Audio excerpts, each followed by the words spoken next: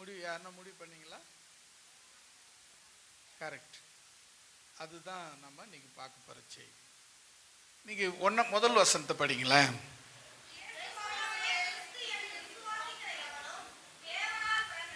போதும், அது வரலும் போதும். நம்ம தேவனுடைய வார்த்தைக்கு போகலாம். முதல்ல பார்த்தீங்கன்னு சொன்னால், நம்ம படித்த 1 யோவான் 5ஆம் அதிகாரம் 1லேருந்து 10 வரலும் வாசித்தோம். அதில் முதல் வசனம் தான் நம்ம இன்னைக்கு செய்தியாக எடுக்க போகிறோம். அதில் பார்த்தீங்கன்னு சொன்னால் சொல்லப்பட்டிருக்கிறது, யார் தேவனால் பிறந்தவன். இப்போ நம்ம நம்ம நம்ம நம்ம எல்லாரும் சொல்கிறோம், நாம் எல்லாம் தேவனுடைய பிள்ளைங்க அப்படின்னு சொல்கிறீங்க. நீங்கள் தேவனுடைய பிள்ளைங்கன்னா அப்பா உங்களுக்கு தேவன் தான் உங்களுக்கு அப்பாவாக இருக்கணும் இல்லைங்களா? இப்போ இயேசு கிறிஸ்துக்கு யார் அப்பா? பிதா. அப்போ அவர் சொன்னார், நீங்களும் தேவனுடைய பிள்ளைகளாக இருக்கிறீங்க அப்படின்னு சொன்னால், அப்போ உங்களுக்கு யார் அப்பா? அதே பிதா தான் உங்களுக்கு அப்பாவாக இருக்கிறார். இயேசு நமக்கு நம்மளுடைய உடன் பிறந்தவராக இருக்கிறாரு அப்படின்னு சொல்லி நம்ம பார்க்குறோம். இப்போ இதில் இயேசுக்கு தேவனுக்கு நீங்கள் பிறந்தது உண்மைன்னா அதுக்கு சில வசனங்கள் நமக்கு ஆதாரம் கொடுத்துருக்கு. எப்படி இருந்தீங்கன்னா நீ தேவனால் பிறந்தவர், தேவனால் பிறந்தீங்க அப்படின்னு சொல்லி. இப்போ நீங்கள் பார்த்தீங்கன்னா இயேசு கிறிஸ்து பிறந்தது உங்களுக்கு எல்லாருக்கும் தெரியும். மரியாளுக்கு தகவல் சொல்கிறாங்க. காப்ரியேல் தூதன் சொல்கிறாரு, மரியாளே வாழ்க அப்படின்றாரு. இந்த வாழ்த்துது எப்படிப்பட்டதோ அப்படின்றாங்க. இல்லை நீ கர்ப்பவதியாகி ஒரு குமாரனை பெறுவே அப்படின்னு சொல்கிறாரு. அதுக்கு அந்த அம்மா சொல்கிறாங்க, இது எப்படி ஆகும், நான் இன்னும் கல்யாணமே முடிக்கலையே, நிச்சயதார்த்தம் மட்டும் தானே முடிச்சிருக்கு, கல்யாணமே முடிக்கலையே அப்படின்னு சொல்கிறாங்க. அப்போ அவர்களுக்கு ஒரு ஒரு தகவல் கொடுக்குறாரு. எப்படின்னா, பரிசுத்த ஆவியானவர் உன்மேல் நிழலிடும், உன்மேல் நிழலிடும், அப்பொழுது நீ கர்ப்பவதி ஆவாய். எப்படி அந்த வார்த்தை கொண்டாடுறாங்க பாருங்க. அப்போது தான் நீ கர்ப்பவதி ஆவ, அப்போ ஒரு குமாரனை பெறுவ, அவருக்கு இயேசு என்று பெயரிடுவாயாக அப்படின்னு சொல்லி முடிக்கிறார். இப்போ நீங்கள் கவனிச்சு பாருங்களேன். இப்போ நமக்கு இந்த பரிசுத்த ஆவியை பற்றி நிறைய முறை சபையில் வாரம் இந்த நீங்கள் ஒருவேளை திட்டுறீங்களா என்னன்னு எனக்கு தெரியல. ஆனால் பரிசுத்த ஆவியை பற்றி எப்போ பார்த்தாலும் பரிசுத்த ஆவி அப்படின்னு சொல்கிறாங்க. ஏன் அப்படி நம்ம பரிசுத்த ஆவி சொல்கிறோன்னா, பிதா காலங்கள் பழைய ஏற்பாட்டு காலங்கள், புதிய ஏற்பாட்டு காலங்கள் இயேசு கிறிஸ்து காலங்கள். இப்பொழுது யாருடைய காலம்னா பரிசுத்த ஆவியானவருடைய காலம். ஏன்னு சொன்னால் வசனம், அதுக்கு வசனம் பற்றி சொல்லுங்கள், சும்மானாலும் சொல்லாதீங்க அப்படின்னா நீங்கள் எப்பவுமே படிச்சுக்கோங்க. 16ஆம் அதிகாரம், யோவான் 16ஆம் அதிகாரம் 7வது வசனத்தில், நான் போகிறது உங்களுக்கு நல்லது, நான் போவேனே ஆகில் பரிசுத்த ஆவிய தேற்றவாளனை நான் உங்களுக்கு அனுப்புவேன் அப்படின்னு சொல்கிறார். அப்போ பரிசுத்த ஆவியாகிய தேற்றவாளன் நமக்காக அனுப்பப்பட்டிருக்கிறார். எப்போ அனுப்பினார்? பெந்தகோஸ்தே நாள் என்னும் நாள் வந்த பொழுது பரிசுத்த ஆவியானவர் நமக்காக அனுப்பப்பட்டிருக்கிறார். அங்கே கூடியிருந்த 120 பேர் ஒன்றா கூடியிருந்த 120 பேரும் பரிசுத்த ஆவியில் நிரப்பி அந்நிய பாஷையில் பேசி அவரவர்கள் தங்கள் ஜென்ம பாஷையில் பேசினாங்க. அந்த அந்நிய பாஷை பார்த்தீங்கன்னா மற்றவங்க வந்திருக்கிற எல்லாரும் இவங்க கலிலேயர் அல்லவா, இவங்க நம்ம பாஷையை பேசுகிறாங்களே, இது எப்படி அப்படின்னு சொல்லி பிரமிக்கத்தக்க ஆச்சரியப்படத்தக்கதாக அவங்க ஜென்ம பாஷையில் பேசினாங்க அப்படின்னு சொல்லுவாங்க. சில பேர் என்னென்னா அந்நிய பாஷை பேசுறதுக்கு வெக்கப்படுறாங்க. ஏன் அப்படின்னா சும்மா கை தட்டி கொண்டாந்துட்டுறாங்க அப்படின்னு கேலி பண்ணாங்க. எங்கள் காலத்துலேயும் அப்படி தான் பண்ணாங்க, இப்போவும் அப்படி தான் பண்ணுவாங்க. அது மாற்றம் கிடையாது. யார் பண்ணுறது அப்படின்னா பிசாசின் ஆவி. பிசாசு பிடிச்சவங்க தான் அதை கேலி பண்ணுவாங்க. ஏன் பரிசுத்த ஆவியை பெற்றவங்க கேலி பண்ண மாட்டாங்க? காரணம், அவங்களுக்கு அந்த அருமை தெரியும். இவங்க என்ன சொல்கிறாங்கன்னா, கை தட்டுறது இன்னும் லொடலொடன்னு கத்துறாங்க, லபோதிபோன்னு வாயில் அடிச்சுக்கிறாங்க அப்படின்னு சொல்கிறாங்க. இதெல்லாம் என்ன அப்படின்னு சொன்னால், அவங்க நம்முடைய திசை திருப்பி தேவனிடத்திலிருந்து நம்மை தள்ளி விடுறாங்க. நாம் என்ன பண்ணக்கூடாது? அவங்க பேச்சை கேட்கவே கூடாது. ஏன் தெரியுமா? நாம் யாருடைய காலத்தில் இருக்கிறோம்? பரிசுத்த ஆவியானுடைய காலத்தில் இருக்கிறோம். அப்போ பரிசுத்த ஆவியானுடைய காலத்தில் இருக்கிறது உண்மைன்னா நீங்க பரிசுத்த ஆவியானவரை பெற்றுக்கொள்ளுவது முக்கியம்.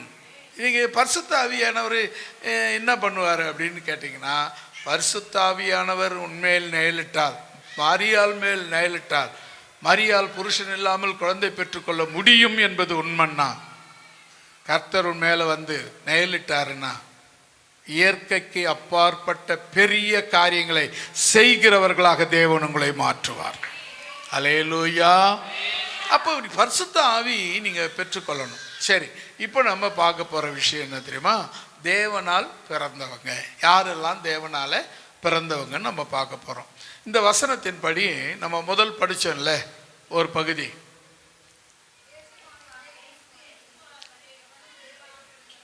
ஆமீன், ஒரு அலையிலே சொல்லலாமா? யாருங்க?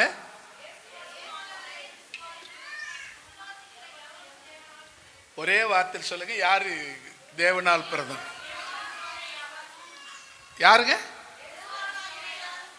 விசுவாசிக்கிற எல்லாரும் தேவனால் பிறந்தவங்க. நீங்க எல்லாரும் விசுவாசிக்கிறவங்களா? அதாவது நீங்க சபையில் இருக்கிறோம், எல்லாரும் நம்மளை பார்ப்பாங்கன்றதுக்காக சொல்ல வேணாம். விசுவாசம் மட்டும் உங்களுக்குள்ள இருந்தா உங்களை அசக்கிறதுக்கு இந்த உலகத்தில் யாராலையும் முடியாது. அல்லேலூயா. உங்க விசுவாசமே உலகத்தை ஜெயிக்கிற ஜெயம். அந்த விசுவாசம் மட்டும் உங்களுக்கு இருந்தால் போதும். உலகத்தில் நம்ம நிறைய நேரத்தில் என்ன பண்ணோம்னா, எங்களுக்கு அது இல்லை இது இல்லை, அவங்களுக்கு அது இருக்குது இது இருக்குது, எங்களுக்கு இது இல்லை அது இல்லை. நான் சொல்லட்டுமா? விசுவாசம் இருக்கா உனக்கு? விசுவாசம் இருந்தா நீ கேட்குற அனைத்தையும் தேவன் கொடுப்பார். அல்லேலூயா. அப்போ நீங்கள் யோசிக்கிற விஷயம், இங்கே நம்ம பார்க்குற விஷயம் எப்படின்னா, இங்கே முக்கியமாக சொல்கிறேன். நீங்கள் நம்ம ஒரு சம்பவம் பைபிளில் பார்க்குறோம். காந்தேகே என்கிற ஒரு ராணியினுடைய மந்திரி, காந்தேகே என்கிற ராணியினுடைய மந்திரி, என்ன மந்திரினா கஜானா மந்திரி, அதாவது நிதி அமைச்சர். அந்த நிதி அமைச்சர் என்ன பண்ணாரு, எருசலேமுக்கு போய் தேவனை தொழுதுகிட்டு திரும்பி வரார். போய் எருசலேமில் போய் தேவனை கும்பிட்டுட்டு திரும்பி வராரு. ஆனால் அவருக்கு ஞானஸ்தானத்தை பற்றி தெரியல. அப்போ இயேசு சொல்கிறாரு, பிலிப்பு கிட்ட சொல்கிறாரு, பிலிப்பு நீ ஓடி போய் ரதத்தை கூட சேர்ந்துக்க அப்படின்னாரு. நல்ல கவனிங்க, அவர் மந்திரி நிதி அமைச்சர் ரதத்தில் போகிறார். ரதம் அதான் காரு, இப்போக்கெல்லாம் காரு, அப்போதைக்கு ரதம். அவர் ரதத்தில் போகிறாரு.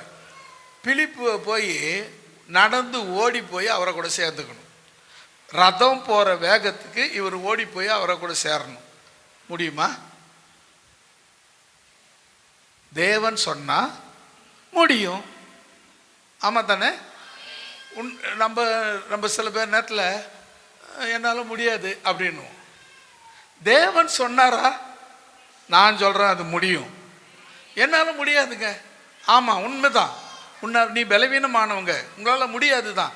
நான் சொல்கிறேன் தேவன் சொன்னாரா அதை? அப்போ அதை முடிக்க முடியும்னு சொல்லி உனக்கு அந்த விசுவாசம் வரணும். ஏன்னா தேவன் சொல்கிறது அதை செய்யக்கூடிய பலனையும் கொடுப்பார். அல்லேலூயா. இப்போ பிலிப்பு கிட்ட சொன்னார், ஓடி போய் ரதத்தை கூட சேர்ந்துக்க அப்படின்றார். ரதம் ஓடுற வேகத்துக்கு இவர் ஓடி ஆகணும். ரதம் வேகமாக ஓடிக்கிட்டு அது கூட ஓடிக்கிட்டு கேட்குறாரு, நீங்கள் படிக்கிறதுக்கு உனக்கு புரியுதா அப்படின்னு கேட்குறாரு. உடனே அவன் சொல்கிறான், ஒருத்தர் சொல்லாட்டா எனக்கு எப்படி புரியும் அப்படின்னு கேட்குறான். உடனே சொல்லிட்டு ரதத்தை நிறுத்த சொல்லி இவனை கூட ஏற்றிக்கணும். கவனிங்க, அப்போ ரதம் போடுற வேகத்துக்கு பிலிப்பு என்ன பண்ணியிருக்காரு? ஓடி இருக்கிறார். ஏன்னா சில விஷயங்கள் நம்மளால முடியாது, தேவனால முடியும். உன்னால முடியாததை தேவன் உன்னை கொண்டு செய்வார். நீங்கள் நம்ம என்ன பண்ணிடுறோம், நிறைய நேரத்தில் இது பார்க்குறோம், இந்த காரியத்தை பார்க்குறோம், என்னால் முடியாது. நம்ம இந்த பழைய நரி கதை இருக்குது பற்றியா? உங்களுக்கு எல்லோரும் தெரியும், படிச்சவங்க எல்லோரும் படித்தவங்க தான். அதில் இப்போ இருக்கிறவங்களாம் ஒரு 30 வருஷத்துக்கு முன்னே படித்தவங்க ஒருத்தர் 2 பேர் இருப்பாங்க. இப்போ பார்த்திங்கன்னா படிக்காதவங்க யாரும் இருக்க மாட்டாங்க. ஓரளவுக்கு எல்லாரும் படித்தவங்களாக இருப்பாங்க. 100 பேரில் 90 பேர் படித்தவங்களாக இருப்பாங்க. யாரோ ஒருத்தர் தான் படிக்காதவங்க. அப்போ 90 பேர் படிக்காதவங்க இருப்பாங்க, ஒருத்தர் தான் படித்தவங்களாக இருப்பாங்க. அதனால் நீங்கள் கட்டாயம் படிச்சிருப்பீங்க. ஒரு திராட்சை தோட்டத்தை நரி போச்சான். அங்கே திராட்சை பழம் அப்படியே பழுத்து கொல கொல தொங்குதான். பார்த்த உடனே இதுக்கு ரொம்ப கவர்ச்சியாக, ரொம்ப வாய் எச்சு ஊறுதே பார்க்கும்போதே அப்படின்னு, எப்படியாவது சாப்பிட்டுடணும் அப்படின்னு நினச்சிக்கின்னு போச்சான். போய் கிட்ட தூரத்துலேருந்து பார்க்கும்போது கிட்டங்கிற மாதிரி தெரிஞ்சுதான். கிட்ட போனால் தெரியுது கொஞ்சம் அது ரொம்ப ஹைட்டில் இருக்குது. எகிரி எகிரி பிடிச்சிதான், அது எட்டவே இல்லையா, எட்டவே இல்லாத. அப்புறம் அதுக்கு ஒரு நினச்சியான், உன்னை துண்ணா என் பல்லு தான் கூசும், உனக்கு எதுக்கு நான் கஷ்டப்படணும் அப்படின்ட்டு நரி போயிடுச்சான். இதுலேருந்து என்ன சொல்கிறதுனா, என்னால் முடியல, அதனால் நான் என்ன பண்ணுறேன், இந்த வேலை இது எதுக்கு வேஸ்ட்டு அப்படின்னு. ஒரு விஷயத்தை தேவன் உங்கள்கிட்ட செய்ய சொல்லி சொன்னார்னா, நான் சொல்கிறேன் அதுக்குரிய பலனை கட்டாயம் கொடுப்பார். அல்லேலூயா. ஆனால் அது தேவன் சொன்னாரான்னு நீ தெரிஞ்சுக்கணும். ஒரு விஷயம் ஆண்டவர் சொன்னார்னா நிச்சயமாக அதை செய்யக்கூடிய சமத்தையும் சாமர்த்தியத்தையும் தேவன் கொடுப்பார். அல்லேலூயா. உங்களுக்கு ஒரு விஷயம் சொல்கிறேன். நான் சாம்சனுக்கு கல்யாணம் பண்ணுறதுக்கு முன்னையே 2 வருஷத்துக்கு முன்னையே இதே மாதம் 7வது மாதம் 2 வருஷம் முன்னே 22 நினைக்கிறேன், 22 தானே, இல்லை இல்லை இன்னைக்கு 24 டேட்டு சொன்னீங்க, இயர் சொல்கிறேன். நான் 22வது வருஷம் நானும் சாலமோன் என்ன பண்ணோம், ஈசிஆரில் ஓஎம்ஆர் ரோட்டில் ஒரு கார் ஷோரூம் இருக்குது. 6 பேர் போகிற மாதிரி கார் இருந்தால் நல்லாயிருக்கும். ஏன்னா அவன் கல்யாணம் ஆக்சுவலாக 6 பேர் ஆகிடுவோம்ல, அதனால் 6 பேர் போகிற மாதிரி கார் இருந்தால் நல்லாயிருக்குன்னு சொல்லிட்டு போனோம். 10,000 ரூபாய் கட்டிட்டு வந்துட்டோம். நாளை என்றோம் 2 வருஷம் ஆகிப்போச்சு. நாங்கள் எதிர்பார்த்தது லோனு, பேங்க் லோன். மேனேஜருக்கு மாறிக்கினே இருக்கிறாங்க, ஒருத்தர் கூட ஸ்டடியாக உட்கார மாட்டாங்க. எங்களுக்கு கஷ்டமாக இருந்தது. இது சொல்லுவாங்களே, நாயை கண்டா கல்லை காணும், கல்லை கண்டா நாயை காணும் அப்படின்ற மெத்தடில் என்ன ஆயிடுச்சுன்னா, 2 பேர் இது கிடைக்கும்போது இது கிடைக்காது, இது கிடைக்கும்போது இது கிடைக்கல. காரு இருக்குது வாங்கன்னு கூப்பிடுவாங்க, பேங்க்கில் லோன் கிடைக்காது. பேங்க் மேனேஜர் ஓகே நீங்கள் லோன் தரேன்னு, அங்கே அந்த கார் இருக்காது. இப்படியே 2 வருஷம் போயிடுச்சு. இந்த இந்த இந்த இயரில் போன ஒரு வாரத்துக்கு முன்னே கார் ரெடி ஆகுதுன்னு அவங்க ஃபோன் பண்ணி சொன்னாங்க. மேனேஜர்கிட்ட போய், புது மேனேஜரு, 2வது ஹிந்திக்கார், தமிழ்காரனையாவது பேசி கீசி ஏதோ கொஞ்சம் சமாளிக்கலாம். ஆனால் இது ஹிந்திக்காரங்கிட்ட எப்படா சமாளிக்கிறது அப்படின்னு, அவன் ஹிந்திக்காரங்களுக்கு மட்டும்தான் லோன் கொடுப்பான் அப்படின்னு நாங்கள் நினச்சோம். சரி ட்ரை பண்ணி பார்ப்போம் அப்படின்னு சொல்லிட்டு போனோம். உட்காந்தா என்ன விஷயம்னு கேட்டால், அப்புறம் நான் இது பார்த்து உட்காந்த மாதிரி உட்காந்துருந்தேன், இஞ்சி துண்ணு குரங்கு மாதிரி கம்முன்னு தான் உட்காந்துருந்தேன். ஏன்னா அவங்க 2 பேரும் ஆங்கிலத்தில் பேசுகிறாங்களா, நான் பாட்டு அப்படி ஆடு வாய் போல் உட்காந்து. சாலமோன் பேசுறது ஒரு சிலது புரியுது, அவர் எதிர்க்க பேசுகிறவரும் ஒன்றுமே புரியல. அவர் என்ன பேசுகிறாருன்னு அந்த அவர் பேசுகிற இங்கிலீஷு எனக்கு சுத்தமாக புரியல. இவர் பேசுகிற இங்கிலீஷாக தமிழில் பேசுகிற மாதிரி இருக்குது சிலதெல்லாம், அப்படி கொஞ்சம் புரிஞ்சு. சரின்னு சொல்லிட்டு என்ன பண்ணார், அன்றைக்கே பேசி முடிக்கிறதுக்குள்ளே லோன் சேங்ஷன் பண்ணிட்டு ஒரே நாளில். இதுவரையிலும் சரித்திரத்திலே கிடையாது. மேனேஜர் ஒரே நாளில் லோனு சேங்ஷன் பண்ணி கொடுத்தது. அப்புறம் 1 வாரம் ஆயிடுச்சு, அது ப்ராசஸ்லாம் முடிக்கிறதுக்கு 1 வாரம் ஆச்சு. கர்த்தருடைய கிருபையால் வெள்ளிக்கிழமை அந்த காரை எடுக்க கர்த்தர் கிருபை செய்தார்.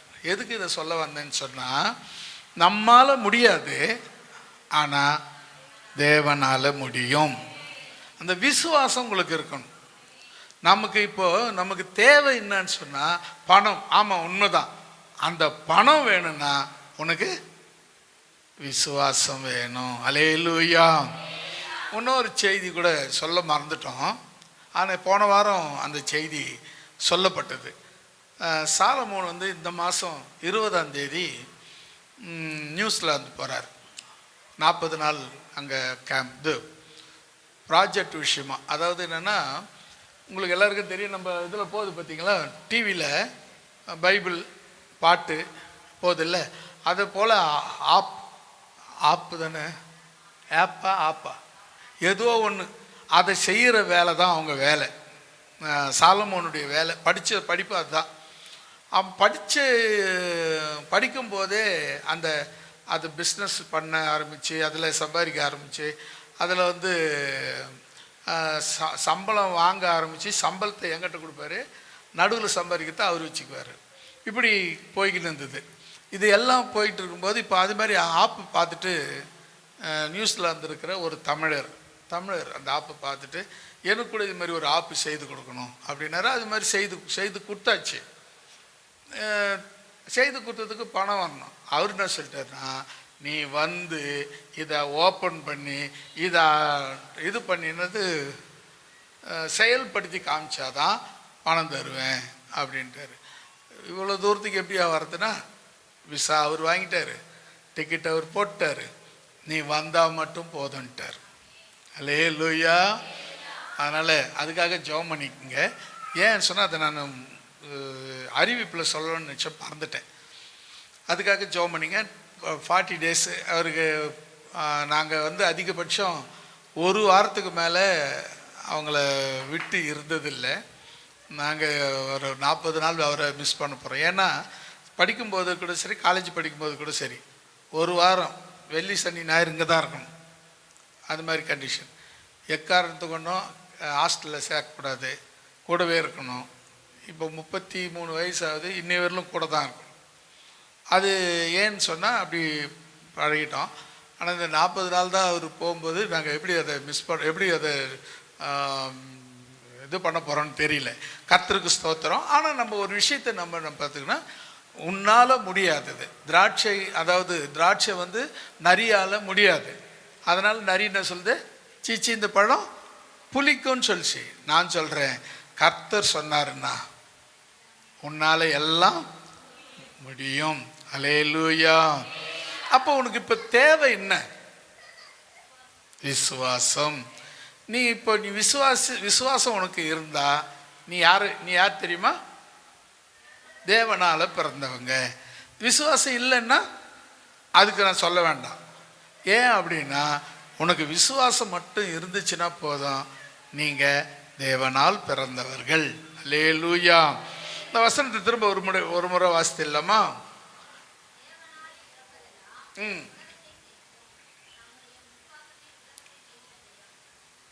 அடுத்த வசனம் ஃபுல்லாக படிச்சுடுங்க. பிறப்பித்தவரிடத்தில்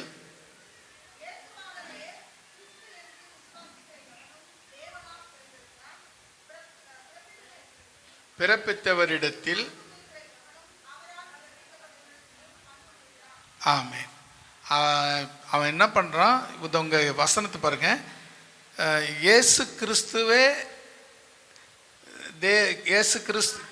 இயேசுவானவரே கிறிஸ்து என்று விசுவாசிக்க. இப்போ நம்ம அங்கே விட்டுட்டு இங்கே வந்துட்டோம். நம்ம அந்த காந்தேக மந்திரி, நிதி மந்திரி அவர் ஓடுறாரு. அவரை கூட ரதத்தில் போய் பிலிப்பு ஏறிக்கினார். சரியா? இப்போ அவர் சொல்கிறாரு, அவர் ஏசாயா புஸ்தகத்தை படிச்சுட்டு இருக்காரு. அதில் வந்து இயேசு கிறிஸ்துவை பற்றி எழுதியிருக்கு. அடிக்கப்பட்ட வண்ணமாய் அடிக்கப்பட்ட ஆட்டுக்குட்டியை போல் இருந்தார் அப்படின்னு. அப்போது இவர் கேட்குறாரு, மந்திரி கேட்குறாரு, இது எழுதின தீர்க்கதரிசி அவரை பற்றி சொல்கிறாரா இல்லை வேறு யாரை பற்றினா சொல்கிறாரா அப்படின்னு கேட்டோடனே இப்போ பிலிப்புக்கு வாய்ப்பு கிடைச்சிது. அவர் இயேசு கிறிஸ்துவை பற்றி சொல்கிறாரு. பிலிப்பு அந்த காந்தேக மந்திரிக்கு முழுமையாக இயேசு கிறிஸ்துவை பற்றி பிரசங்கம் பண்ணுறார். பிரசங்கம் பண்ண உடனே அவர் ஞானஸ்தானம் எடுக்க சொல்லிலாம் சொல்லலை. வண்டி ஓடிக்கிட்டே, ரதம் ஓடிக்கிட்டே இருக்கு. திரும்பி பார்க்குறாரு, தண்ணி இருக்கு. நான் ஞானஸ்தானம் எடுக்க தடை என்ன? அதுக்கு அவர் சொல்றாரு, நீ முழு இருதயத்தோடு விசுவாசித்தால் தடை இல்லை அப்படின்னு சொன்னார். முழு இருதயத்தோடு விசுவாசித்தால் தடை இல்லைன்னு சொன்ன உடனே ரதம் ஓட்டுறான் பாருங்க, அவனை நிப்பாட்டுறான், ரதத்தில் நிப்பாட்டுறான்னு சொல்லி 2 பேரும் இறங்கி போய் பிலிப்பு அந்த மந்திரிக்கு ஞானஸ்தானம் கொடுத்தான். அல்லேலூயா. அப்போ இந்த முக்கியமானது அங்கே என்னன்னா, இயேசுவே கிறிஸ்து என்று விசுவாசிக்க வேண்டும். இயேசுனா என்ன, கிறிஸ்துனா என்ன? அப்புறம் இயேசு கிறிஸ்துனா என்ன? இயேசுனா என்ன, கிறிஸ்துனா என்ன, இயேசு கிறிஸ்துனா என்ன? என்னவா இருக்கும்? நீங்க யோசிக்கிறது எனக்கு புரியுது. இயேசுன்னு சொன்னா நம்ம பைபிளில் முதல்ல படிச்சோம்ல, என்ன படிச்சோம்? ஒரு குமாரன் பெறுவாய், அவருக்கு இயேசு. அப்ப இயேசு கிறிஸ்துனா என்ன? இயேசுன்னா என்ன? அவர் தம்முடைய ஜனங்களை பாவங்களை நீக்கி ரட்சிக்கிறவர். இயேசுனா யாரு? பாவங்களை நீக்கி ரட்சிக்கிறவர். அப்புறம் கிறிஸ்து, இயேசுவே, இயேசுவானவரே கிறிஸ்து என்று. கிறிஸ்து யாரு? அவர் வேற யாருன்னா இருக்கும், அவங்க பக்கத்து வீட்டுக்காரா இருப்பாரு. கிறிஸ்து என்று சொன்னால் அபிஷேகிக்கப்பட்டவர் அப்படின்னு அர்த்தம். கிறிஸ்துனா அபிஷேகிக்கப்பட்டவர். என்ன அபிஷேகம் பண்ணப்பட்டாரு? தேவனுடைய குமாரனாக அபிஷேகிக்கப்பட்டவர். பரிசுத்த ஆவியினால் ஞானஸ்தானம் எடுத்த உடனே பரிசுத்த ஆவியானவரால் அபிஷேகிக்கப்பட்டார். நீங்க கூட பரிசுத்த ஆவி பெற்றிருந்தீங்கன்னா நீங்களும் கிறிஸ்தவர்கள் தான். பரிசுத்த ஆவி பெறாதவங்கலாம் கிறிஸ்தவங்க கிடையாதுங்க. நீ யாரா இருந்தாலும் எம்எல்ஏ கோச்சிட்டா கூட பரவாயில்ல. பரிசுத்த ஆவி நீங்க பெறலைன்னா, அபிஷேகம் பண்ணப்படலைன்னா நீங்க கிறிஸ்தவர்கள் அல்ல, கிறிஸ்துவனுடையவர்கள் அல்ல. அப்ப நீங்க என்ன விஷயம் சொன்னா, பரிசுத்த ஆவியினுடைய அபிஷேகம் உங்களுக்கு அவசியம். இயேசு கிறிஸ்துவுக்கே பரிசுத்த ஆவியினுடைய அபிஷேகம் அவசியம். இயேசு கிறிஸ்து ஞானஸ்தானம் எடுத்தாரு, கரை ஏறினாரு. கரை ஏறும்போது வானத்திலிருந்து ஒரு சத்தம் வந்தது, இவர் என் நேசகுமாரன். மத்தேயு 3:17 இவர் என் நேசகுமாரன், இவர் மேல் பிரியமாயிருக்கிறேன், இவருக்கு செவி கொடுங்கள். அந்த நேரத்தில் ஒரு பரிசுத்த ஆவியானவர் புறா ரூபம் கொண்டு அவர் மேல் வந்து அமர்ந்தார். அல்லேலூயா. அப்ப நீங்க இங்க என்ன சொல்லப்பட்டிருக்குன்னா, ஒவ்வொருத்தரும் ஞானஸ்தானம் எடுத்த ஒவ்வொருத்தரும் பரிசுத்த ஆவியினால் அபிஷேகிக்கப்படணும். அப்படி அபிஷேகிக்கப்பட்டா அவங்க கிறிஸ்தவர்கள். அல்லேலூயா சொல்லமா? நீங்க கிறிஸ்தவர்களா? பரிசுத்த ஆவியில் அபிஷேகம் பட்டவங்க தான் கிறிஸ்தவங்க. இப்ப சொல்லுங்க, என்ன ஒருத்தர் கைதான் தூக்குறாங்க, மற்றவங்களாம் கம்முன்னு ஆயிட்டீங்க? அப்ப நல்லா தெரிஞ்சுக்குங்க, பரிசுத்த ஆவி ரொம்ப அவசியம். அல்லேலூயா. சரி, இயேசுவே, இயேசுவானவரே கிறிஸ்து என்று விசுவாசிக்கிற. அப்போ நம்ம சொன்ன இயேசு ரட்சிக்கிறவர், கிறிஸ்து அபிஷேகிக்க பண்ணப்பட்டவர், இயேசு கிறிஸ்து மனுக்குலத்தை ரட்சிப்பதற்காகவே அபிஷேகிக்கப்பட்டவர். அல்லேலூயா. ஒரே சேர்த்து சொல்ல வேண்டியது, அவ்வளவுதான், அது வேற ஒன்றும் இல்லை. அப்போ நீங்க கவனிங்க, இயேசுவானவரே கிறிஸ்து என்று விசுவாசிக்கிற எவனும், அல்லேலூயா. அப்போ இயேசு கிறிஸ்துவை விசுவாசிக்கிற எவனும் தேவனால் பிறந்திருக்கிறான். அதோட நிறுத்தாம பிறப்பித்தவரிடத்தில் அன்பு கூறுகிற எவனும் அவரால் பிறப்பித்தவனிடத்தில் அன்பு கூறுவான். அப்படின்னா என்ன அர்த்தம்? இப்போ நானும் விசுவாசிக்கிறேன், நீங்களும் விசுவாசிக்கிறீங்க. இப்போ நான் தேவனால பிறந்திருக்கிறேன், நீங்க தேவனால பிறந்திருக்கிறீங்க. இப்போ நல்லா கவனிச்சு பாருங்க, பிறப்பித்தவரிடத்தில் ஆண்டவர் அன்பு கூறுகிற எவனும் அவரால் பிறப்பித்தவரிடத்திலும், அதாவது ரட்சிக்கப்பட்ட நான், பரிசுத்தாவி பெற்ற நான், பரிசுத்தாவி பெற்ற உங்களிடத்திலும் அன்பு கூற வேண்டும். அல்லேலூயா. பாட்டு மட்டும்தான், அன்பு கூறுவேன் இன்னும் அதிகமாய் ஆராதிப்பேன் இன்னும் ஆர்வமாய் முழு மல்லத்தோடு ஆராதிப்பேன் முழு பலத்தோடு அன்பு கூறுவேன். ஆராதனை ஆராதனை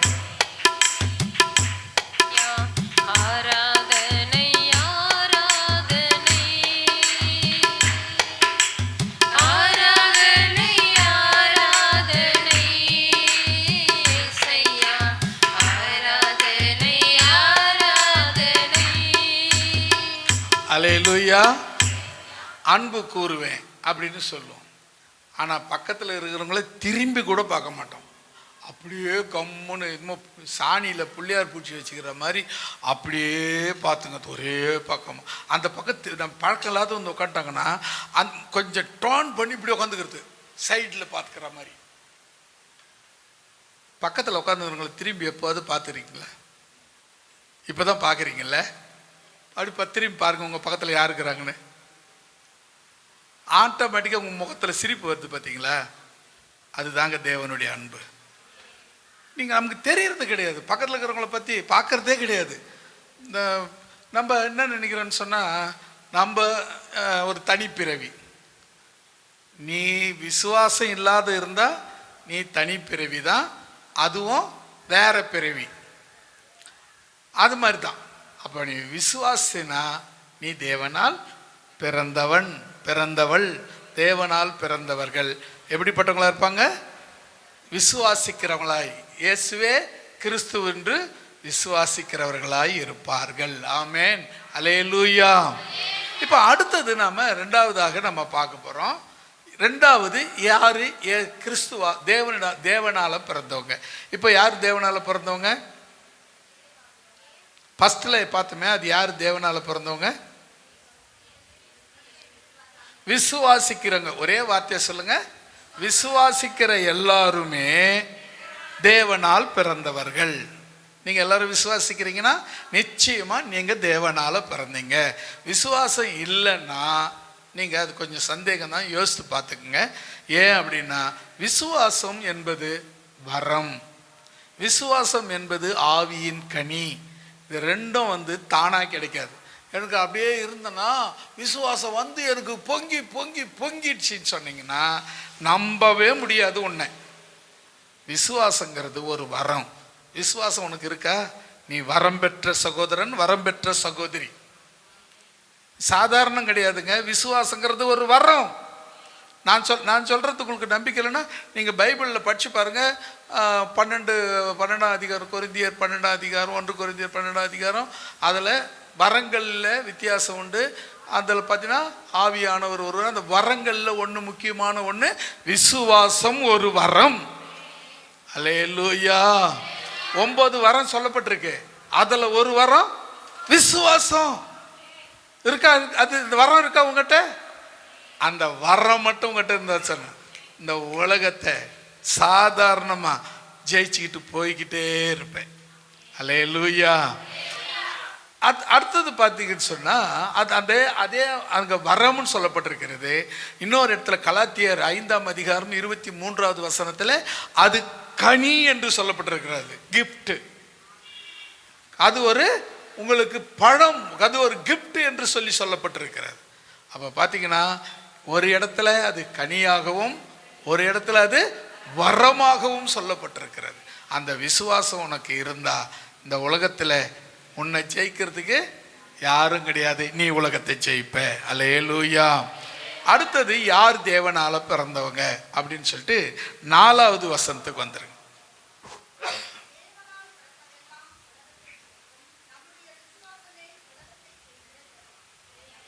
சொல்லுங்க.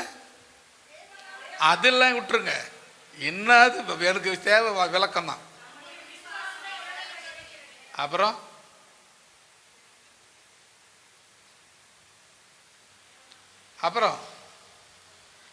அங்க என்ன சொல்லப்பட்டிருக்கு? தேவனால் பிறந்ததெல்லாம் உலகத்தை. அப்ப ஏன் விசுவாசம் வந்தீங்க? அது முதல்ல சொன்னது அப்படியே விடக்கூடாதுன்னு கண்டினியூ பண்றீங்க. அது இது செகண்ட். ஃபர்ஸ்ட் முடிஞ்சது. இப்போ நான் செகண்டுக்கு வந்தாச்சு. இப்போ ரெண்டாவது, ஜெயிக்கிறவங்க எல்லாரும் தேவனால் பிறந்தவங்க. அல்லேலூயா. எதை ஜெயிக்கிறவங்க?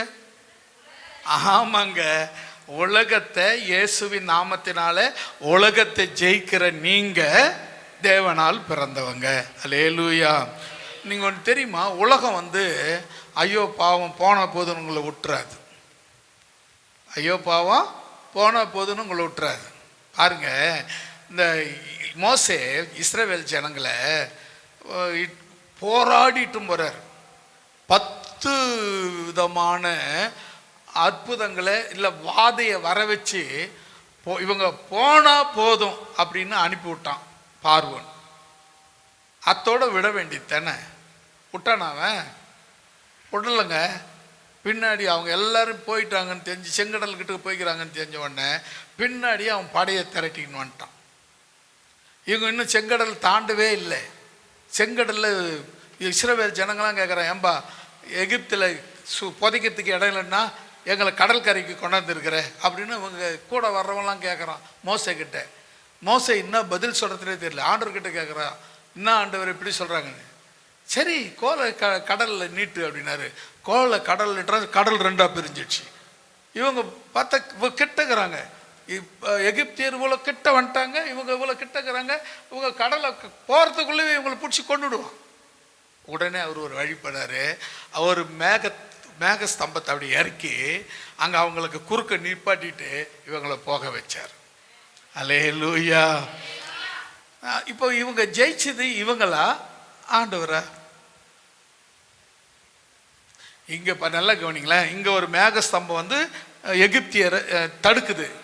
இவங்க செங்கடலுக்கு நடுவில் மோசையை திறந்து விட்டாரு. மோசே ஜனங்கள் எல்லாம் 6 லட்சம் பேர் போயிட்டு இருக்காங்க. இங்கே ஜெயிச்சது இஸ்ரவேல் ஜனமா தேவனா?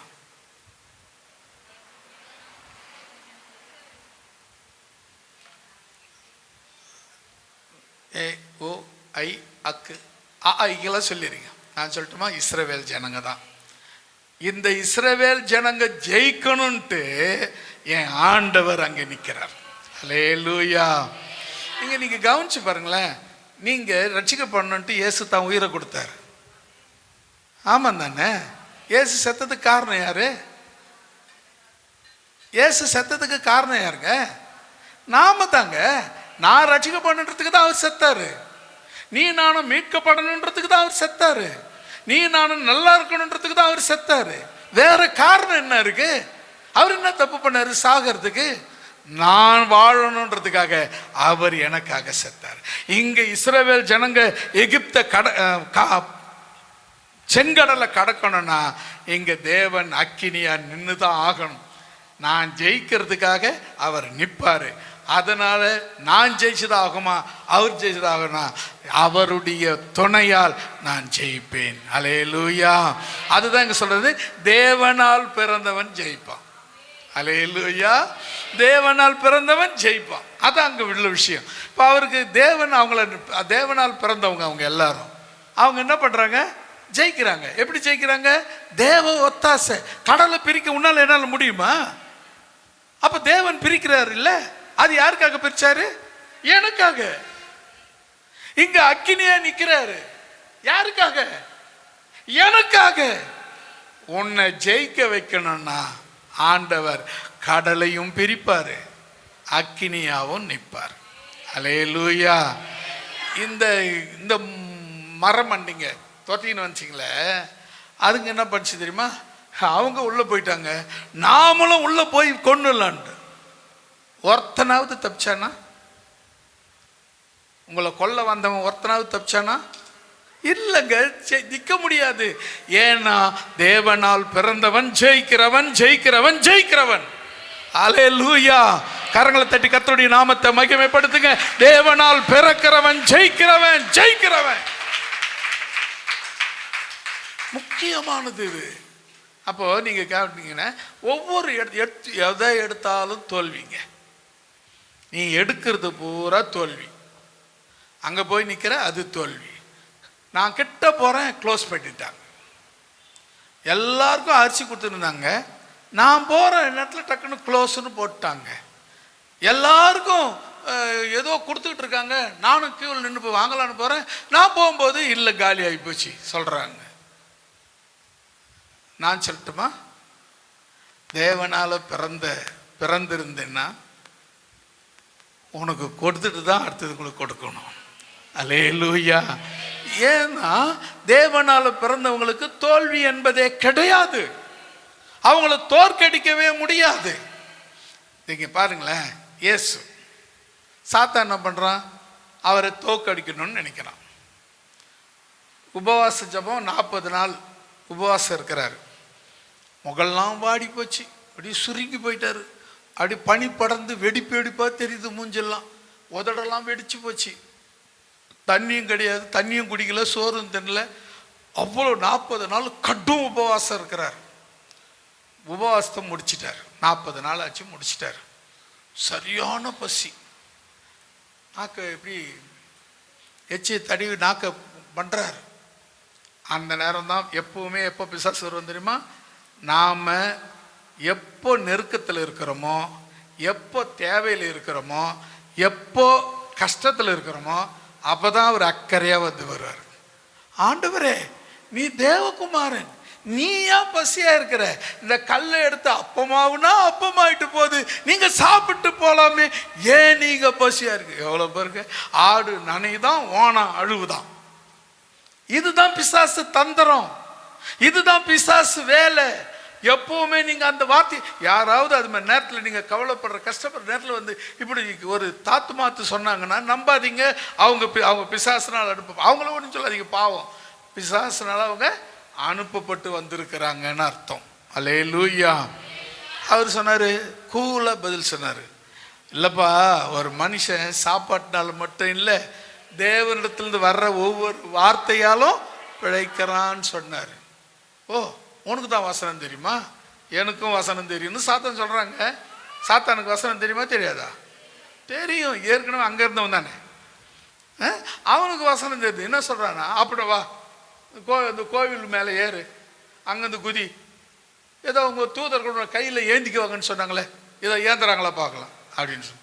அப்புறம் அவருக்கு பதில் சொன்னார், உன் தேவனாகிய கர்த்தரை சோதிக்கக்கூடாது, பரீட்சித்து பாராதிருப்பாயினா சோதனை பண்ணக்கூடாது. ஆண்டவர் அப்பப்போ, ஆண்டவரே இந்த கையில் நான் என்ன வச்சுக்கிறேன் சொல்லுங்கள் அப்படின்ற கூடாது. ஆண்டவரே எனக்கு என்ன தேவைன்னு உங்களுக்கு தெரியும், என்ன ஆசீர்வதிங்கன்னு சொல்லுங்க. அல்லேலூயா. ஆண்டவரை சோதிக்கிறதுக்கு நீ யாரு? அப்படிப்பட்ட அப்பாட்டக்கிற நீ அவரை சோதிக்கிறதுக்கு எந்த நிலைமையிலும் அந்த எண்ணம் உங்க மனசுல வரக்கூடாது. நான் பாராட்டுவரே, நீ தேவனானால் கொடு.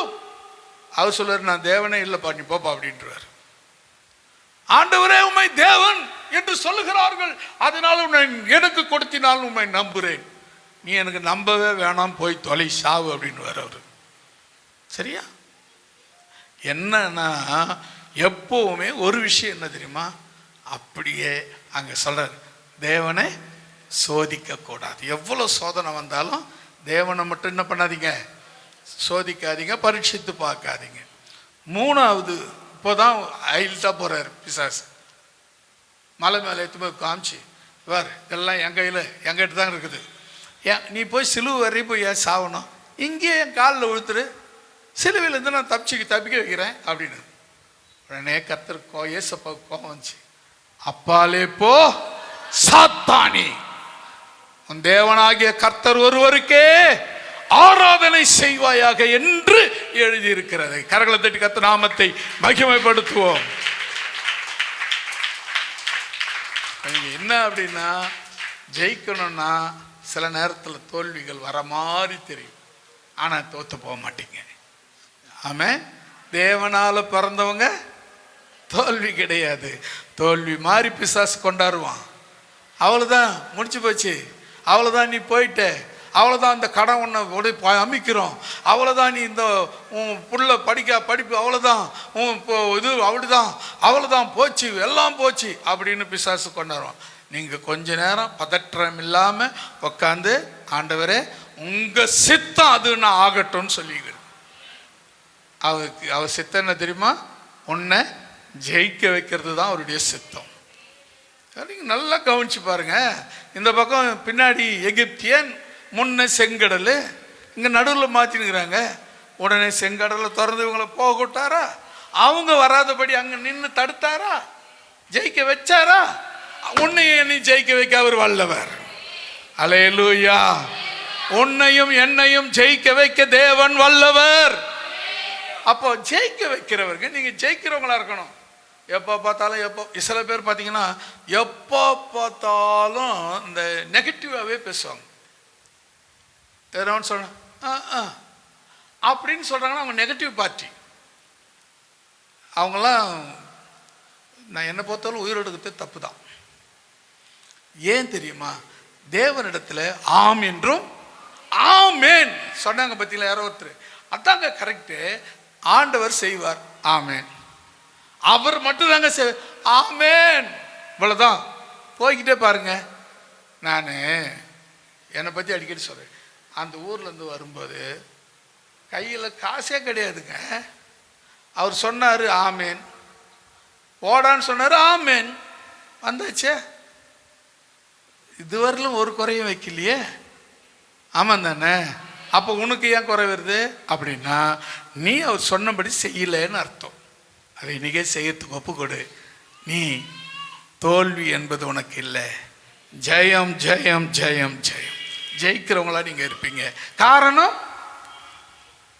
தேவனால் பிறந்தவர்கள் எல்லோரும் உலகத்தை ஜெயிக்கிறவர்களாய் இருப்பார்கள். அல்லேலூயா. மூன்றாவதாக அதே அதிகாரத்தில் 18வது வசனம்.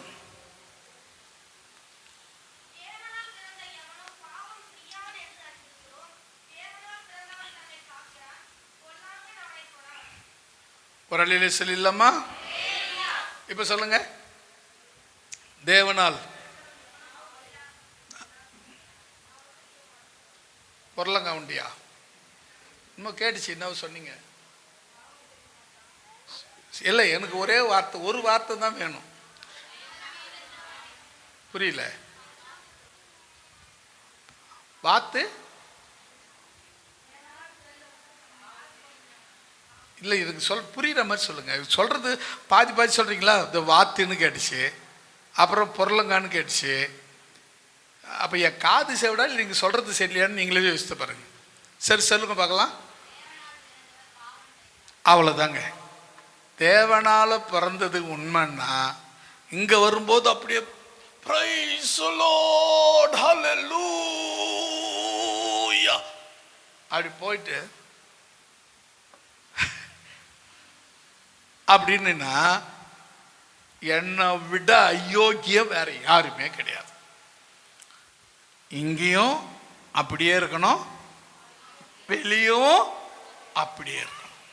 ஏன் தெரியுமா? நான் தேவனால பிறந்ததுனால நான் பாவம் செய்ய மாட்டேன். யோசேப்பை எடுத்துக்கங்களேன். யோசேப்பு விற்கப்பட்டுட்டாங்க, அடிமையா விற்கப்பட்டான். யாருக்கு? இஸ்மவேலருக்கு விற்கப்பட்டுட்டான். இஸ்மவேலர் அவனை துட்டு கொடுத்து வாங்கினாங்க. 20 வெள்ளி காசு கொடுத்து வாங்கிட்டாங்க. அங்கே கொஞ்சம் மேலே வச்சு தான் விற்பாங்க. இவங்ககிட்ட போயிட்டு அங்கே இவங்க 10 வெள்ளி காசு கொடுத்து வாங்கி அங்கே கிட்ட போய் 20 வெள்ளி காசுக்கு விற்கிறாங்க. அதை இப்போ ஆடு மாடு சந்தையில் விற்கிது பார்த்தீங்களா? அதே போல ஒரு காலத்தில் அடிமை மக்கள், அடிமை பெண்கள், அடிமை ஆண்கள் விற்கப்பட்டார்கள். ஒரு அல்லேலூயா சொல்லமா? நீங்கள் சொல்கிற அல்லேலூயா சரியில்லை. தூங்குறவங்க எழுந்திருக்கணும். நீங்கள் சொல்கிற அல்லேலூயா தூங்குறவங்க எழுந்திருக்கணும். அப்படியே ஒரு வாட்டி சொல்லி எழுந்திருக்கலன்னா நீங்கள் என்ன பண்ணுங்க, திமிரு விடுற மாதிரி அல்லேலூயான்னு சொல்லுங்க. அடிக்கிற அடியில் அவங்க அலறி பிடிச்சி எழுந்துருவாங்க. பாருங்க, என்னாச்சு என்னாச்சு என்னாச்சு, அல்லேலூயா சொன்னங்க அப்படின்னு சொல்லிட்டுங்க. அதுக்கப்புறம் அவங்க தூங்கணுன்னாவே கொஞ்சம் பயப்படுவாங்க. தூங்கினா குத்து விழுன்னு சொல்லிட்டு. அல்லேலூயா. கவனிங்க, அவன் போர்த்திபாருன்றவன் அவனை விலை கொடுத்து வாங்குறான். பார்த்தா பையன் நல்ல பையனாகிறான், அழகாகிறான், சிவப்பாகிறான். பல்லுலாம் பார்த்து, மாடு பல்லு பார்த்து வாங்குறாங்களோ அதே மாதிரி அவனையும் பல்லு பறிச்சு பார்த்து வாங்கி இட்டும் போய் வீட்டு வேலை செய்கிறான், வீட்டு வேலைக்கு வச்சுக்கிறான். இவன் செய்கிறதெல்லாம் கர்த்தர் ஆசீர்வதிக்கிறாரு. பரவாயில்லையே, இவன் செய்கிறதெல்லாம் ஆசீர்வாதமாகுது அப்படின்னு சொல்லி இவனை தனியாக நல்லா பார்த்துக்கிறாரு. அந்த வீட்டில் அவன் மனைவியை தவிர மற்ற எல்லாம் அவன் கையில் ஒப்பு கொடுத்துட்டார். ஏன்னா கர்த்தர் ஆசீர்வதிக்கிறாருன்ட்டு. இவன் மனைவி என்ன பண்ணாங்க, போர்த்திபாருடைய மனைவி, இந்த பையன் அழகாகிறான், நல்லா வாட்டச்சாட்டமாகறான் அப்படின்னு ஆசை வச்சுட்டாங்க, வற்புறுத்துறாங்க. ஒரு நாள் தனியாக மாட்டிக்கினா பிடிச்சிக்கினாங்க. விடமாட்டேன், நீ எங்கூட வந்து தான் ஆகணுன்றாங்க. அவன் என்ன பண்ண தெரியுமா, போட்டு இந்த சட்டையை கழட்டி விட்டுட்டு தேவனுக்கு விரோதமாக இந்த பாவத்தை செய்வது எப்படி. அவன் அங்கே ஒருவேளை அந்த எஜமானிக்கு ஒத்துக்கணுன்னாக்கா எஜமானுக்கு ஈக்குவலான இடத்துல இருந்திருக்கலாம். அவன் ஒத்துக்கணும் இருந்தான்னா, எஜமாட்டிக்கு ஒத்துக்கிட்டு இருந்தான்னா அவன் எப்படி இருந்திருக்கலாம்? எஜமானுக்கு சமமாக இருந்திருக்கலாம். ஆனால் அவன் யாருக்கு பயந்தான் தெரியுமா? தேவனுக்கு பயந்தான்.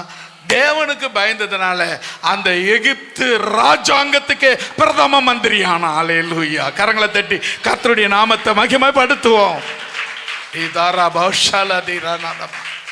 ஹல்லேலூயா, ஹல்லேலூயா, ஹல்லேலூயா.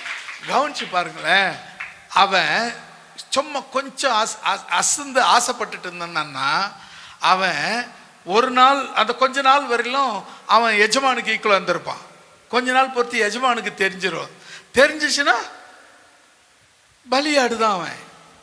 எப்போ வெட்டி போடுவாங்கன்னு தெரியாது. ஒருத்தன் என் பொண்டாட்டி, ஒருத்தன் பொண்டாட்டி ஒருத்தன் தெரியாமல் பண்ணுறான், அப்படி பழகிறான்னு சொன்னால் எப்படி? பரவாயில்ல பரவாயில்ல பழகட்டும், ரொம்ப சந்தோஷம், என் பொண்டாட்டிக்கிட்ட இன்னொருத்தன் பழகினுக்கிறான். எவ்வளோனாவது விடுவான்னா ஒன்றுத்துக்கும் உதவாதவன் கூட விட மாட்டான். ஆமாம் தானே? இதான் இயற்கை. ஆனால் அவன் பாருங்க, அவன் ஆசைப்படுறா, இவன் தேவனுக்கு முன்ன நான் இந்த பாவத்தை செய்ய மாட்டேன். ஹல்லேலூயா. தேவனால் பிறந்தவங்க பாவம் செய்ய மாட்டாங்க. ஹல்லேலூயா. பாவம் செய்கிறாங்கன்னா அது எங்கேயோ அவங்க கிட்ட குறை இருக்குதுன்னு அர்த்தம். இன்னும் சரியா தேவனால பிறக்கலை. 3 சொல்லட்டுமா? இன்னும் 2 சொல்லிடலாம். அதே வசனத்தை இன்னொரு முறை வாசிங்க.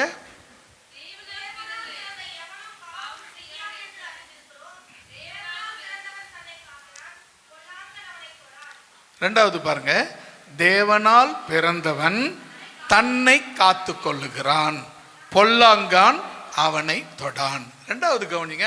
4வது, தேவனால பிறந்தது உண்மைன்னா உங்களுக்கு இன்னொருத்தர் அப்படி காவல் இருக்கணும்னு அவசியமே இல்லை. எங்க எடுத்து போய் விட்டாலும் நீயா தான் இருப்ப. ஹல்லேலூயா. யோசேப்பை எடுத்து போய் எகிப்தில் விட்டாங்க.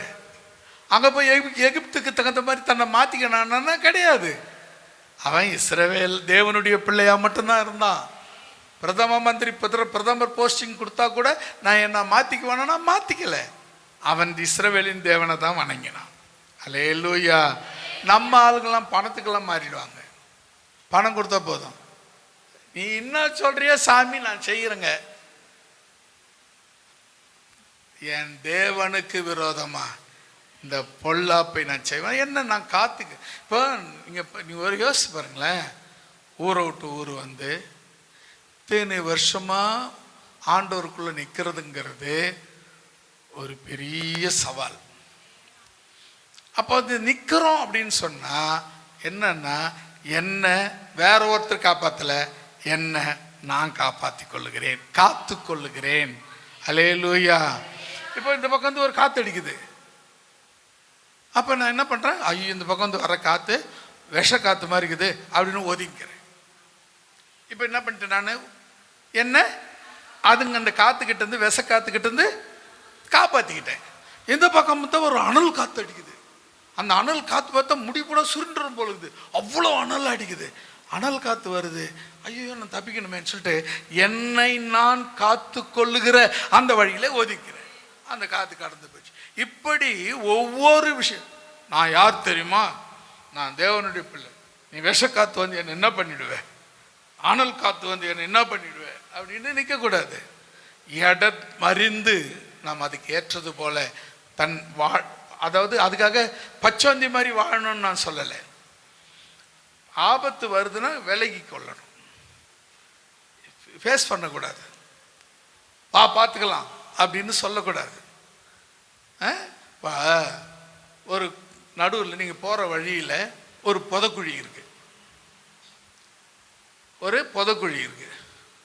நான் தேவனால் பிறந்தவன், புதக்குழியாவது கிதக்குழியாவது நான் இறங்கி தான் போவேன் அப்படின்னா என்ன பண்ற தெரியுமா? நீ தேவனை சோதித்து பார்க்கிற.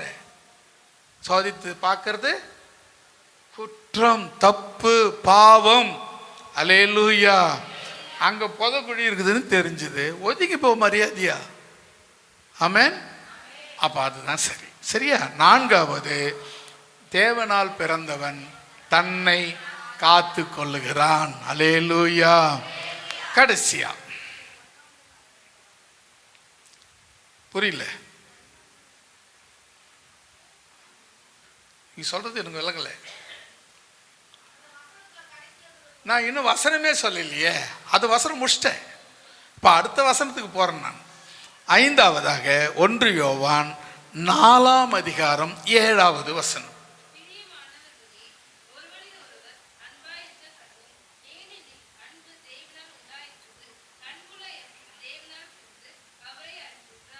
ஒரு அழில சொல்லலாமா? அடுத்தது கடைசியா 5வது, யாரு தேவனால பிறந்தவங்க? எப்படி? அன்புன்னு பேர் வச்சவங்கலாம் அன்பாய் இருக்கிறவங்க. அன்பாய் இருக்கிறவங்க. அன்பு, நான் நம்ம நிறைய பேர்கிட்ட பார்த்தீங்கன்னா, ஒருத்தன்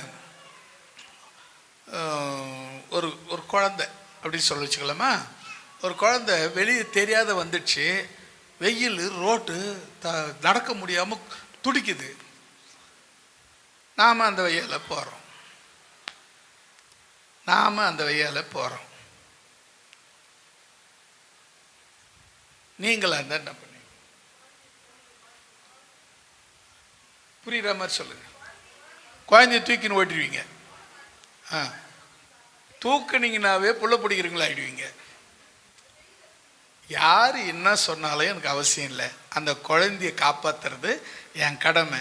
ஏன்னா எனக்குள்ள தேவனுடைய அன்பு இருக்கிறது. அல்லேலூயா.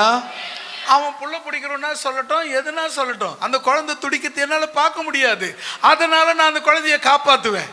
அது தாங்க கிறிஸ்தவங்க. அல்லேலூயா. தேவனால் பிறந்தவங்க அவங்க தாங்க தேவனால் பிறந்தவங்க. அதாவது எப்பவுமே பார்த்தீங்கன்னா, நம்ம ஒரு செட்டப்பில் இருப்பாங்க. நான் இப்படி தான், அந்த எண்ணமே இருக்கக்கூடாது. நீ யார் தெரியுமா? தேவனால் பிறந்தவங்க. யாருக்கும் எந்த அநியாயமும் செய்யக்கூடாது. யாருக்கும் எந்த அநியாயம் செய்தாவே அதுவும் அன்பு இல்லாமல் தான்.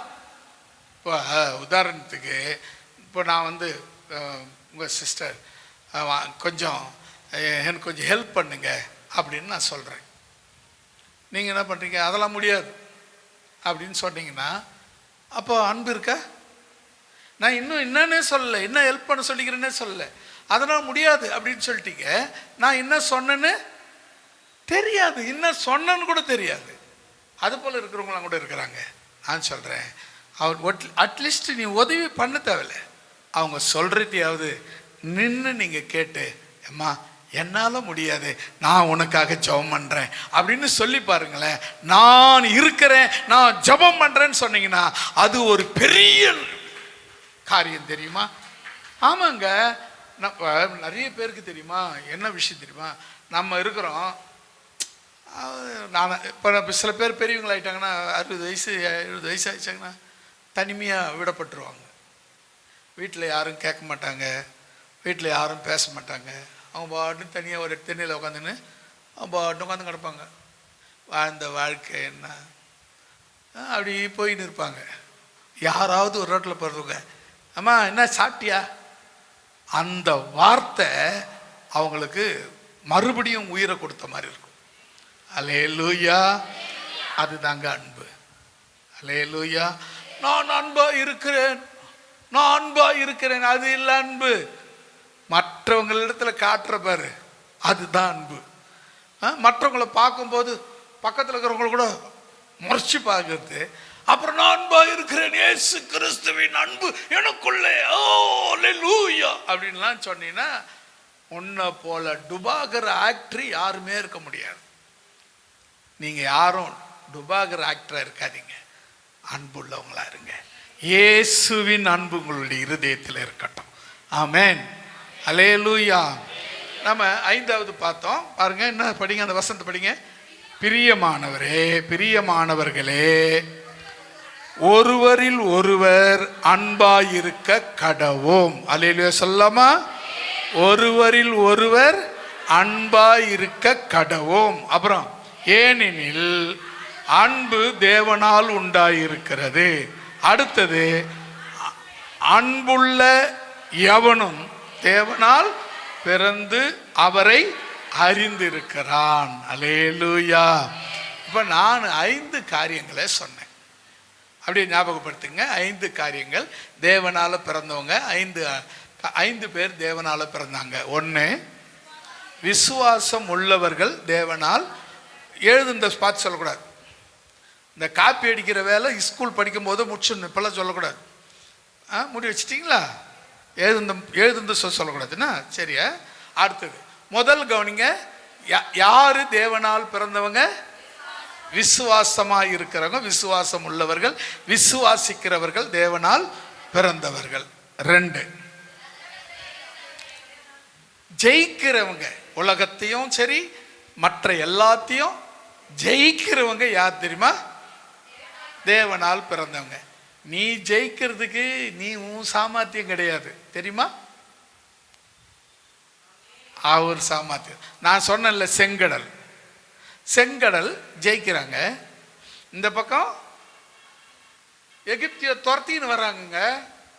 600 ரதங்கள் வருது. சும்மா கட்டா கட்டா கட்டா குதிரை சத்தம் அலறுது. இங்கிருந்து இங்க வரல ஒதுருது. இந்த பக்கம் பார்த்தா கடல்ல சாவர்த்தா, இவங்கிட்ட சாவர்த்தா. மோசே கடலை துரத்துட்டான். அவங்களை தடுக்கணும் இல்ல? மோசே ஒண்ணும் பண்ணல, ஆண்டவரே தடுத்துட்டாரு. நீ ஜெயிக்கணும்னா ஆண்டவரால தான் முடியும். அப்போ நீ ஜெயிக்கணும்னா ஆண்டவரால பிறக்கணும். 3வது, அதாவது பாவம் பாவம் பாவம்ன்றீங்களா? அது என்னது? ரொம்ப நேரமா பாவம் பாவம்னு சொல்றீங்களா? அது என்னது? அது பாவம்னா புரியல. எதெல்லாம் தேவனுக்கு பிடிக்காதோ அது எல்லாமே பாவம்தான். ஓகே தானே? ஈஸியாக உங்களுக்கு புரிஞ்சுட்டுக்குது, உங்களுக்கு தெரிஞ்சிருக்கு. அதனால பாவன்றதை பற்றி ஒரு விளக்கம் தேவையில்லை. அப்போ பாவம்னா என்ன? தேவனுக்கு எதெல்லாம் பிடிக்கலையோ அது எல்லாமே பாவம்தான். 4வது, முதல்ல உங்களை காத்துக்குங்க, தன்னை காத்துக்குங்க. இப்போ உதாரணத்துக்கு ஒரு விஷயம் நான் சொல்கிறேன். ஒருத்தர் தண்ணியில் வெள்ளத்தில் அடிச்சிட்டு போகிறாங்க. உங்கள் கண்ணுக்கு முன்னே போகிறாங்க. பாவம், எனக்கு அன்பு இருக்கு, நான் அவங்கள காப்பாற்ற போகிறேன்னு சொல்லிட்டு திடுதிப்புன்னு சொல்லிட்டு போய் இறங்கிடாத. முதல்ல உனக்கு சேவ் பண்ணிக்கணும். நீ எங்கேயாவது கரையில் ஒரு ஸ்ட்ராங்காக ஒரு இடத்துல கயிறு கட்டியோ உன்னை சரியாக பிடிச்சிக்கிட்டு அப்புறம் அவங்கள காப்பாற்றணும். இல்லைன்னா என்ன ஆகுன்னா அவங்கள கூட நீயும் ஆட்சின்னு போ, இன்னொருத்தர் வரணும் காப்பாற்ற. ஒருவேளை அதுக்குள்ளே செத்து போனாலும் செத்து போயிடுவேன். அப்போ காப்பாற்றுறதுக்கு கூட நாம் முதல்ல நான் காப்பாற்றிக்கணும். என்னை காப்பாற்றிக்கிறதுக்கே வக்கில்ல, நான் போய் உன்னை காப்பாற்றுவேன். எப்படி இருக்குது பார்த்தீங்களா? அதுதான். அப்போ உங்களை நீங்கள் முதல்ல காத்து கொள்ள வேண்டும். 4வது. 5வதாக, அன்பாக இருக்கணும். அவ்வளோதான். அன்பாக இருக்கிறவங்க தேவனால் பிறந்தவங்க. ஒருத்தர் கோல் முட்டுறவங்க, ஒருத்தர் மேலே ஒருத்தர் பாவத்தை வாரி சாணியை வாரி ஊற்றுறவங்க, மண்ணை வாரி விடுறவங்க, இவங்கெல்லாம் அன்பு இல்லாதவங்க. அவங்க அன்பு உள்ளவங்க பிற குற்றங்களையும் மன்னிப்பாங்க. நம்ம 1 கொரிந்தியர் 13 அதிகாரத்தில் பார்த்தீங்கன்னா அன்பை பற்றி ஒரு நல்ல தெளிவு இருக்கு. 1 கொரிந்தியர் 13 அதிகாரம். அன்பு 13 அதிகாரம் 1லேருந்து தானே படிக்கிறீங்க? இல்லை, 1லேருந்தே படிங்களேன்.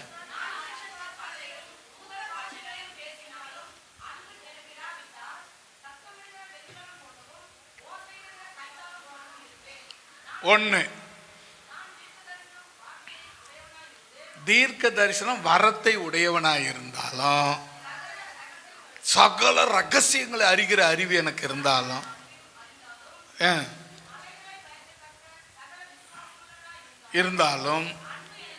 2வது கவனிங்க, அன்பு எனக்கு இல்லைன்னா ஒன்றும் கிடையாது, நத்திங். மூன்றாவது, எனக்கு உண்டானதை எல்லாம் என்னங்க, நான் எனக்கு உண்டானது எல்லாத்தையும் அன்னதானம் பண்ணினாலும், என்னையே நான் சுட்டெரிக்கிறதுக்கு கொடுத்தாலும், அன்பு எனக்கு இல்லைன்னா ஒரு பிரயோஜனமும் கிடையாது. நாலாவது. ஐந்தாவது, அன்பு நீடிய சாந்தமும் தயவும் உள்ளது. இருங்க, அஞ்சாவது அன்பை பற்றி சொல்றாரு. அன்பு எப்படிப்பட்டது? அன்பு என்பது நீடிய சாந்தமும் தயவும் உள்ளது. ஆறாவது, அன்புக்கு பொறாமை கிடையாதுங்க. அன்பு தன்னை புகழாது, இருமாப்பாயிராது, அயோக்கியமானதை செய்யாது, தற்பொழிவு. மற்றவங்க எப்போ பார்த்தாலும் நம்மளை ஐயா நீங்கள் உங்கள் திறமெல்லாம் உங்களை பார்த்து என்ன உங்களை மாதிரிலாம் யாருமே கிடையாதியா, பேசவே முடியாதியா அப்படின்னு சொல்லி அந்த தற்பொழிவை நான் விரும்புகிறேன்னா அன்பு இல்லைன்னு அர்த்தம். சின்ன கோபம் வராது, கோபம் கொள்ளக்கூடாது, தீங்கு நினைக்கக்கூடாது, அநியாயத்தில் சந்தோஷப்படாம சத்தியத்தில் சந்தோஷப்படணும், சகலத்தையும் தாங்கணும். அதாவது 5 முடிஞ்சு 6வது, சகலத்தையும் தாங்கணும், சகலத்தையும் விசுவாசிக்கணும், சகலத்தையும் நம்பணும், சகலத்தையும் சகிக்கணும். அன்பு 7வது பாருங்க, அன்பு ஒரு காலம் ஒழியாது. பாருங்க, அடுத்தது 8வது, தீர்க்க தரிசனம் ஒழியும், அந்நிய பாஷை ஒழியும், அறிவு ஒழியும். நம்முடைய அறிவு குறைவு உள்ளது, நாம தீர்க்க தரிசனம் சொல்றது கூட குறைவு தான். நிறைவு வரும்போது குறைவானதெல்லாம் ஒழிஞ்சிரும். 8 முடிச்சிட்டோமா? 9வது, குழந்தையாக இருந்தேன், குழந்தையை போல பேசினேன், குழந்தையை போல சிந்திச்சேன், குழந்தையை போல யோசித்தேன். நான் பெரியவனா ஆன போதோ, புருஷனா ஆம்பளையான போது, நீங்க பெரிய மனுஷியா பெரியவங்களா ஆன பொழுது குழந்தைக்கேற்ற சுபாவம் மாறிடுச்சு. அல்லேலூயா. அப்போ நான் குழந்தையா இருக்கும்போது இருந்த சுபாவம் இப்போ என்கிட்ட கிடையாது, இப்போ இருக்கிற சுபாவம் வேற. அல்லேலூயா. அப்புறம் கண்ணாடியிலே நிழலாட்டமாய் பார்க்கிறோம், அப்பொழுது முகமுகமாய் பார்ப்போம். இப்பொழுது நாம குறைந்த அறிவுள்ளவங்க, அறிந்து கொள்ள வேண்டியபடி அறிந்து கொள்ளுவோம். இப்பொழுதும் 9வது கவனிங்க, இப்பொழுது விசுவாசம், நம்பிக்கை, அன்பு, இம்மூன்று உலகத்தில் நிலைச்சிருக்கு. அன்பு தாங்க பெருசு. அல்லேலூயா. உங்களுக்கு ஓகே தானே? தேவனால பிறந்தவங்க யாருன்னு கண்டுபிடிச்சிட்டிங்களா? யாரு? விசுவாசம் உள்ளவங்க, ஜெயிக்கிறவங்க, பாவம் செய்யாதவங்க, தன்னைத்தானே காத்து கொள்றவங்க, அன்பா இருக்கிறவங்க. இதுல யாருன்னா நீங்க இதுல ஒன்று விட்டுட்டு இருந்தா கூட நீங்க ஜெயிச்சதுக்கான அடையாளங்க. இந்த 5 காரியங்களும் உங்கள்கிட்ட இருக்கணும். ஒன்று இருக்கு, மிச்சம் 4 இல்லை அப்படின்னா கூட உங்களை சரிப்படுத்தணும். பரவாயில்ல, ஓகே, அட்ஜஸ்ட்மெண்ட் பண்ணிக்கலாம், அதெல்லாம் கிடையாது. இந்த 5 விஷயமும் உனக்குள்ள இருந்தா, விசுவாசம் இருந்தா, ஜெயிக்கிற ஜெயம் இருந்தா, பாவத்தை ஜெயிக்கிற ஜெயம் இருந்தா, உன்னை நீயே காத்து கொள்ளுகிற தயவு இருந்தா, அன்பு உனக்கு இருந்தா, நீ தேவனால பிறந்திருக்கிற. அப்போ இன்னைக்கு யோசித்து பாருங்க, நான் தேவனால பிறந்திருக்கிறேன்னா அப்படி முழங்கால் படியிடுங்க, அப்படி கொஞ்ச நேரம் யோசிங்க, சோத்திரம் பண்ணுங்க. தேவனால பிறந்திருக்கிற அனுபவம் என்கிட்ட இருக்கா, உங்ககிட்ட இருக்கா அப்படின்னு யோசனை பண்ணுங்க. அந்த அனுபவம் இல்லைன்னா இன்னைக்கு ஆண்டவரே என்னை மன்னிப்பா, நான் அந்த அனுபவம் எனக்கு இருக்குதுன்னு நினச்சிருந்தேன், நான் தேவனால பிறந்தேன்னு நினச்சிருந்தேன். ஆனால் பார்த்தா இன்னைக்கு படித்த வசனங்களில் இந்த விஷயங்கள் 5 விஷயங்கள் சொன்னாங்க. அந்த 5 விஷயங்களில் என்கிட்ட இதெல்லாம் இல்லை, இதெல்லாம் குறைவுபடுது, எனக்கு இதை சரிப்படுத்தி கொடுங்க அப்படின்னு சொல்லி நீங்கள் ஜெபிக்கணும்.